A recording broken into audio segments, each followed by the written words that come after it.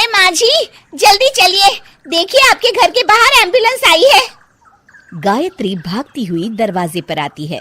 तभी उसकी बहू चांदनी को एम्बुलेंस से बाहर लाया जाता है। हे भगवान, ये मेरी बहू को क्या हो गया? एक्सीडेंट हो गया माँ जी। अरे लेकिन ये कैसा एक्सीडेंट है? चोट तो कहीं नजर नहीं आ रही। अरे माँ जी, दिमाग में अंदरूनी चोट लगी है और ये अपनी याददाश्त खो बैठी है। हैं? मेरी बहू याददाश्त खो बैठी है, अब क्या होगा? अब फिक्र मत करिए, बस इनका अच्छे तरीके से ख्याल रखिए। मैंने दवाइयाँ दे दी हैं, अब मैं चलता हूँ। अगले दिन अब तेरी तबीयत कैसी है बहू? बहू? किसकी बहू? हम भैरवगढ़ के ठाकुर विक्रम सिंह की बेटी रूपवती हैं। हम एक राजकुमारी हैं और तुम हमारी दासी हो बुढ़िया। अरे बेटा विशाल, बहू कैसी बहकी बातें कर रही है। अरे कुछ मत पूछो माँ, रात को मुझसे अपने पैर दबा रही थी। सर पर चोट लगने की वजह से इसका दिमाग पूरी तरह खराब हो गया है और ये अपने आप को राजकुमारी समझ रही है। तभी वहां चांदनी आ जाती है। तुम दोनों यहाँ क्या खुसुर फुसुर कर रहे हो? कहीं तुम दोनों मिलकर हमारे खिलाफ कोई षड्यंत्र तो नहीं रच रहे हो? हम तुम्हारा सर तलवार से उड़वा देंगे, समझे? अरे नहीं नहीं राजकुमारी जी, हम तो आपके सेवक हैं। भला हमारी इतनी हिम्मत। कहिए, आपने यहाँ हॉल में आने का कष्ट कैसे किया? हमें बहुत भूख लगी है। ए दासी, जल्दी से हमारे लिए भोजन का प्रबंध करो। आज हम शाही कबाब खाएंगे। विशाल अपनी माँ को चांदनी की बात मानने के लिए इशारा करता है। ठीक है राजकुमारी जी, मैं अभी आपके लिए भोजन लेकर आती हूँ। इस तरह विशाल और उसकी माँ ना चाहते हुए भी चांदनी की जी हजूरी में लगे रहते हैं। लाओ माँ, जल्दी से मेरा टिफिन दो, मुझे देर हो रही है। अरे ठहर जा, जरा दम तो लेने दे मुझे। सारे घर का काम मुझे अकेली को करना पड़ता है।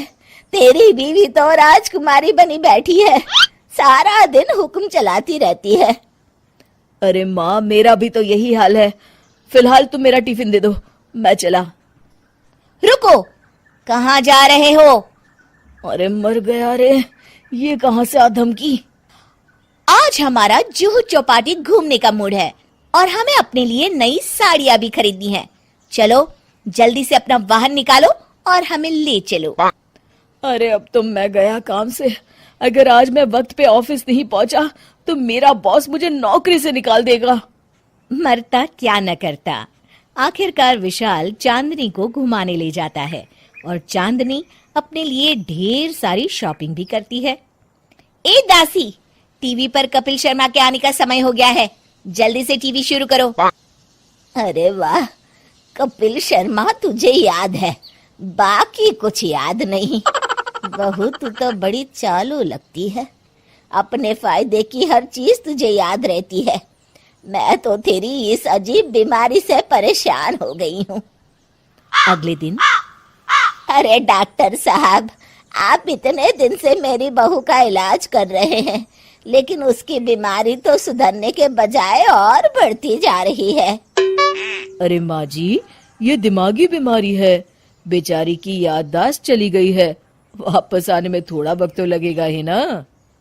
गायत्री डॉक्टर से बात कर ही रही होती है कि तभी उसकी पुरानी सहेली शीला वहां आ जाती है। शीला को देख अचानक डॉक्टर घबरा जाते हैं। अच्छा माँ जी, मुझे एक मरीज को अर्जेंट देखने जाना है, मैं चलता हूँ। ये कौन था? अरे अब क्या बताऊं शीला, एक एक्सीडेंट भी मेरी बहू की याददाश्त चली गई है। ये डॉक्टर उसका इलाज कर रहा है। ये डॉक्टर कब से बन गया? अरे ये तो चमन पान वाले का लड़का है, सारा दिन नौटंकी करता रहता है। अच्छा तो ये बात है, अब मैं समझी। मेरी बहू और ये पान वाले का लड़का दोनों मिलकर मुझे बेवकूफ बना रहे थे। चल तू मेरे साथ। गायत्री शीला को एक बड़ा सा डंडा हाथ में देकर अपनी बहू चांदनी के कमरे में ले जाती है। बहू, ये मेरी सहेली है, एक डॉक्टर है। इसने तेरे जैसे न जाने कितनों का इलाज 2 मिनट में कर दिया है।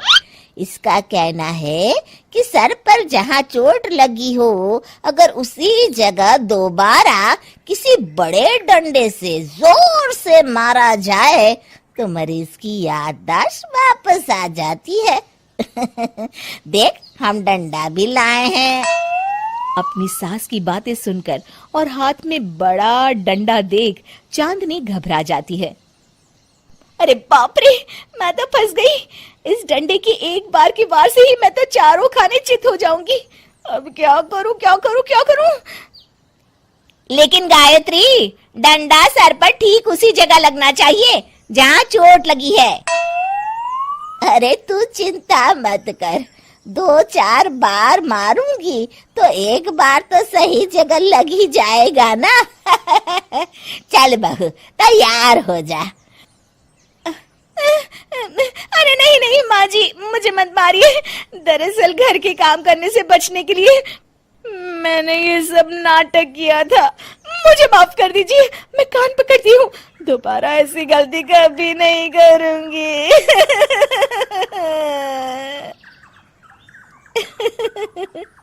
क्यों दोस्तों, कहानी कैसी लगी हमें जरूर बताइएगा।